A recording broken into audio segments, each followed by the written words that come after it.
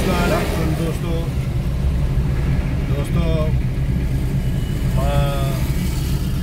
उन दोस्त सां वेठो आहियां जंहिंखे सलीम भुट्टो साहब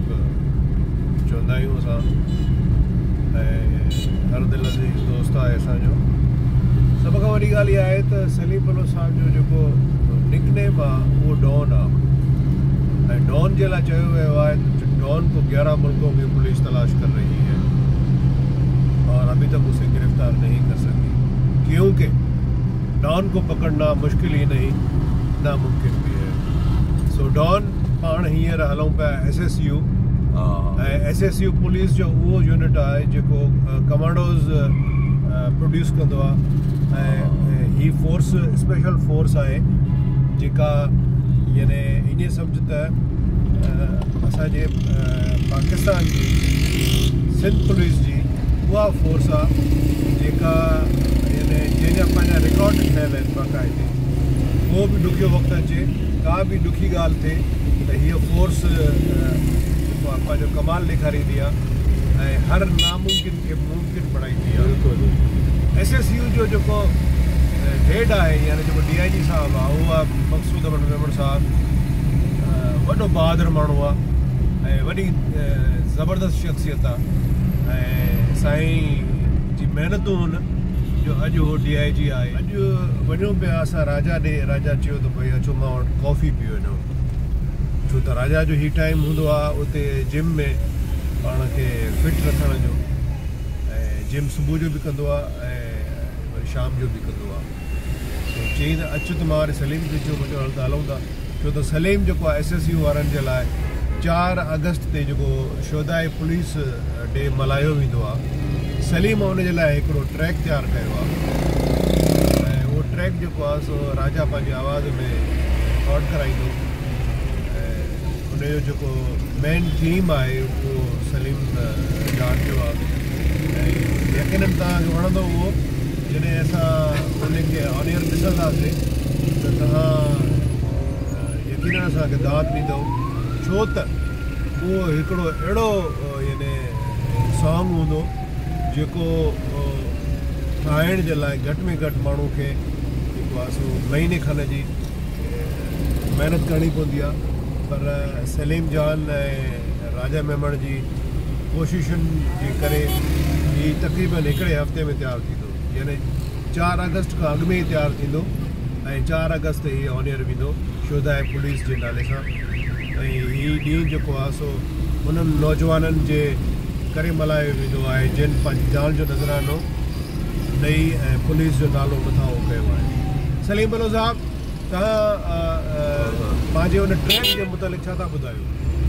छा आहे जो राजा हिकिड़ो तव्हांखे ख़बर आहे त असां जेके सिंध जो नालेवर होस्ट हुआ एक्टर हुआ ऐं बहितरीन में सलाहियतूं आहिनि, त हुन मूंखे चयो यार जंहिं मां फोर्स में कमु कयां थो हुन फोर्स में असांजे डिपार्टमेंट जूं पुलिस जूं फोर्स जूं ॾाढियूं ख़िदमतियूं आहिनि। कई असांजा दोस्त साथी हिन मुल्क जी ख़ातिर शहीद थी विया, गाज़ी थी विया। सो मां चाहियां थो त मूंखे हिकिड़ो अहिड़ो क़ौमी तरानो जेको हुजे जंहिंमें हुन शहीदनि जी साराह हुजे ऐं जेके हिन में मौजूदु आहिनि हुननि जी ख़िदमतुनि जी साराह कई वञे। सो जी मां चाहियां थो त मां पंहिंजी फोर्स जे लाइ हिकिड़ो गिफ्ट तौर जेको हिकिड़ो क़ौमी तरानो ठाहियां। सो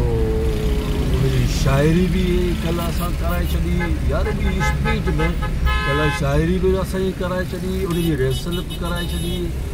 ऐं राति जो 11:15 बजे राजा पहुतो। असलम साहब, तव्हां यकीन कयो मां एॾो परेशान बि थी वियुसि हली। मुंहिंजी यार हाणे हिकिड़ो प्रोफेशनल सिंगर माण्हू गानो ॻाईंदो आहे त उहो हिकिड़ो कंप्लीटली उनजो सुरनि सां उनजी वाक़फ़ियत हूंदी आहे। अदा राति हिकिड़ी रिहर्सल कई, ॿी रिहर्सल कई, यानी कि ईअं महसूस ई कोन पियो थिए त हिकिड़ो मतिलबु अननॉन को सिंगर आहे। ईअं हुन मतिलबु हुनखे गाने के सुरनि खे पिक कयो, लॻो ईअं पिए त को बिल्कुलु रागी आहे ऐं हींअर मां उनजो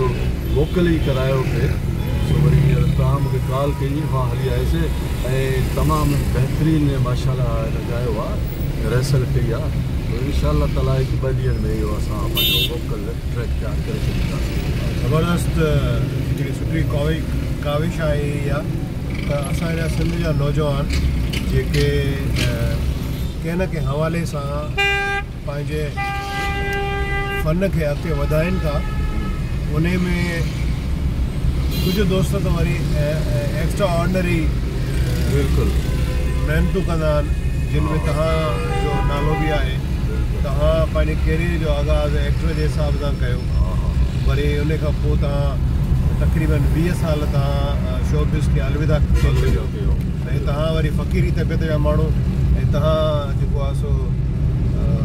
तक़रीबन ईअं सम्झो त 4-5 साल तव्हां झंग में गुज़ारियो जबलनि में गुज़ारियो जिते तव्हांजी वॾी हिकिड़ी रियाज़त हुई ऐं उन खां पोइ जॾहिं तव्हां मोटियो त तव्हां बाक़ाइदा हिकिड़ो जीअं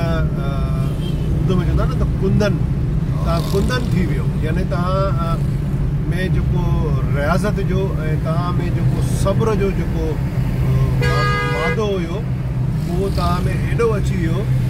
जो तव्हांखे हर शइ सम्झण में जेको आहे सो ईअं आसानी पई थिए बिल्कुलु सो बहरहाल इहा सुठी हुन में मां दोस्त तव्हांखे ॿुधाइण थो चाहियां जॾहिं मां हाणे मां फील्ड छॾे वियुसि हली सो तक़रीबन KTN सिंध TV हिन जो वजूद अची चुको हो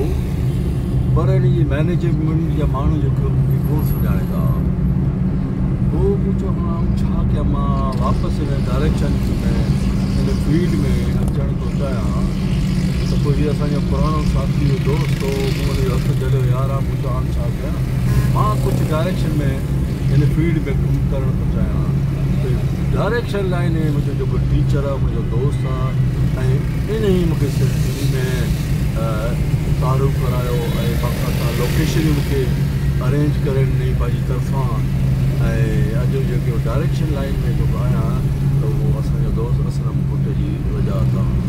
पुट साहिबु तव्हांजी वॾी वॾी महिरबानी नवाज़िश तव्हांजी महिनतूं ऐं तव्हांजो नसीबु हुयो लिखियलु इहो त अॼु गाने जी दुनिया में यानी सॉन्ग जी दुनिया में जेको बहितरीन डायरेक्टर आहे उहो सलीम जान आहे ऐं गाने खे गाने जे सुर खे गाने जी ताल खे लय खे जेको सलीम सम्झे थो उहो शायदि ई को डायरेक्टर सम्झंदो हुजे छो त डायरेक्टर जे लाइ जॾहिं हिकिड़ो चैलेंज हूंदो आहे त वञी इहो गानो शूट करे आहे त सभ खां पहिरीं त उहो गाने खे ॿुधंदो आहे ऐं जेको आहे सो उन में जेके गाने जी जेका हिकिड़ी स्टोरी मेकिंग हूंदी आहे उनखे सम्झंदो आहे ऐं उन खां पोइ उहो गानो खणी जेको आहे सेट ते ईंदो आहे ऐं तव्हांजी जेका ख़ासि ॻाल्हि आहे त तव्हां गाने में परफॉर्म कंदड़ जेके मॉडल्स आहिनि तव्हां बाक़ाइदा उन्हनि खे करे ॾेखारींदा आहियो बिल्कुलु परफॉर्म करे ॾेखारींदो आहियां सम्झंदो आहियां म्यूज़िक खे बि सम्झंदो आहियां ट्रैक खे सम्झंदो आहियां हर शइ धुन खे सम्झंदो आहियां उन खां पोइ जेको आहे उन में निकिरी ईंदी आहे ऐं मां बुढा साहिब कई दोस्त आहे असांजा चैनल ते गाना वाना शूट कंदा पर उहो क्वालिटीज़ कोन हूंदी पोइ यार एॾा सुठा डायरेक्टर म्यूज़िक जा प्रोग्राम कनि था नॉर्मल शूट कनि था नॉर्मल साउंड कनि था फस्ट जेको सॉन्ग ट्रैक ठारायो शूट कयो अलाह जो शुक्र आहे ड्रामा बि ठाहे सघूं था स्टूडियो शो करे सघूं था लाइफ स्टाइल सिंधी में कयो उन खां पोइ वरी म्यूज़िक से आयासीं इंशाअल्लाह ताला अच्छा सलीम पाण काल्ह KTN विया हुआसीं ऐं मां हुते उन्हनि खे जेको प्रोपोज़ल ॾिनो आहे उहो होस्टिंग जो प्रोपोज़ल आहे तव्हां बि गॾु हुयो ऐं संगत मुंहिंजी जेका आहे सा उहा चाहे पई त मां होस्टिंग जो प्रोग्राम कयां सो असां इंशाअल्लाह ताला अनक़रीब KTN जे प्लेटफॉर्म ते जेको होस्टिंग जो प्रोग्राम कंदासीं हीअ मोहरम खां पोइ इंशाअल्लाह ताला रिकॉर्डिंग में ईंदो ऐं मूंखे उमेदु आहे त तव्हां सॼी संगत जेका आहे वो प्रोग्राम ज़रूरु असलम साहब ये तव्हां जेको सेंट्रल आइडिया आहे न मां ये समझा तो सिंध टीवी जे कंहिं बि चैनल में इहो सेंट्रल आइडिया कॉन्सेप्ट कंहिं हिकिड़ो नओं तव्हांजो हिकिड़ो सेंट्रल आइडिया आहे उहो मां सम्झा थो तमामु कामयाबु थींदो ई शइ इंशाअल्लाह। छो त ही होस्टिंग जा प्रोग्राम त तक़रीबन घणा दोस्त कनि पिया ऐं तक़रीबन सिमिलियर यानी वे हूंदो आहे उन्हनि जी